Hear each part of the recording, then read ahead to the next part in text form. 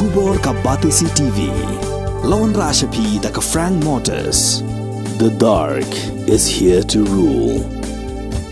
As a parent, I know my child needs more space to play and to learn. A school which learns him better and teaches him better, where he finds live models for love, affection and dedication, where he can nurture his individuality and be a future leader.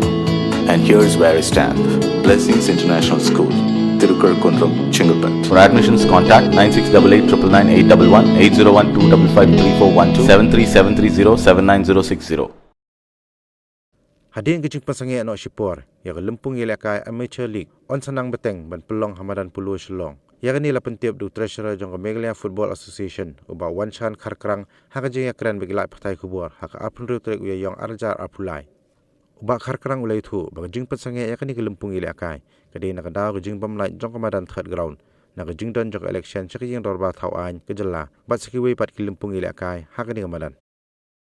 Ban pun kucing te kamnum don hi kata tinggal ya don kajing ya ayo kajing ya kendu iki club kitu ndek ki team rada ngamnum ki club ki team ki ba la register nam ta amateur league but gila pun sutu iki na kadau yu bom simla ban peniat hagatu ki por nomor ba kitip hi bakal lon to election te nakaleng da PCN administration kla recruitment ki Polo bro kawai ban klamyo hi bangin penokam tikena itam badan di minta pada ngilaya penbit pada gue rukom pada bah dakadon kanu kajing do Ïalehkai ki game te at least ngin akobedin do sisin sitiu pada ngin Ïalehkai no namit te kan continue nomor gue ki floodlight sai kila tarika menta te ni yakani hi ka amateur league hi kani kan yap shkamat hi ni pendap hi yakani ka shulong no ba kajing temu jungi ban pendap apa benai ni ka la ban murlong kala ban spillover su benai jun tambah kandap te kandap ni kajing ayu Ïalehkai second division I League jongka lajong ru nomor ba penukam ya ka MFA ground dia nomor ba kani amateur league ipen Ïalehkai tang sisa jan siu play te jaring khat ba ka don ka ni ka second division I League aga sisa jan la ni siu play ta kamon ni la hapen sange te kala da ka ya ni yo penukam be gini ki sisa jan siu play ba sin shuti te ni de banda mbe ni don pada ki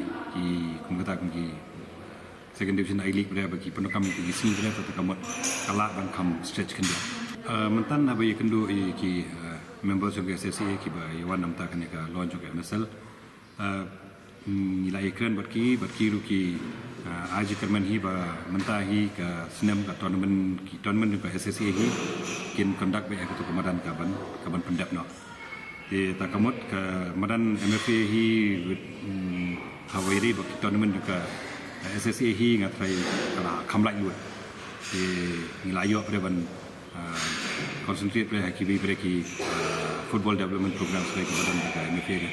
to hakajing one kan Northeast Olympics menakan ia pada hakajing la bangin pelong ya football apa MFA ground di nakaliang jong ka